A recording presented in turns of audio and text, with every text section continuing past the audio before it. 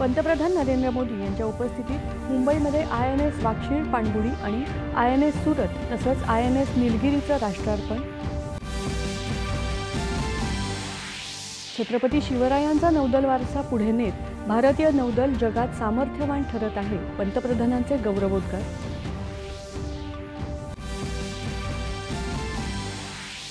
विस्तारवाद नाही तर विकासवादावर विश्वास ठेवणारा भारत हिंद प्रशांत क्षेत्रात विश्वासार्ह मित्र म्हणून ओळखला जातोय. पंतप्रधान. अंतराळ असो किंवा मग सखोल समुद्र, स्वहित सुरक्षित करत भारत भविष्याची सज्जता करतो आहे. पंतप्रधानांचं प्रतिपादन. स्वदेश निर्मित अत्याधुनिक युद्धनौका भारतीय नौदलाच्या हिंद महासागर क्षेत्रात वाढत्या शक्तीचं प्रतीक. संरक्षण मंत्री राजनाथ सिंह. 77व्या लष्कर दिनानिमित्त पुण्यात मुख्य संचलन. विकसित भारताच्या उद्दिष्टपूर्ततेसाठी स्थैर्य आणि सुरक्षा पुरवण्यात सैन्य दलाची भूमिका महत्त्वपूर्ण असल्याचं लष्कर प्रमुखांचं प्रतिपादन.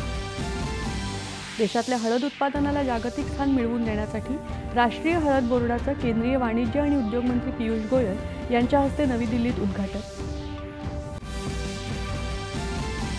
न्यायमूर्ती आलोक आराधे मुंबई उच्च न्यायालयाच्या मुख्य न्यायाधीशपदी नियुक्त. विद्यमान न्यायाधीश देवेंद्र कुमार उपाध्याय यांना दिल्ली उच्च न्यायालयाचे मुख्य न्यायाधीश म्हणून जबाबदारी.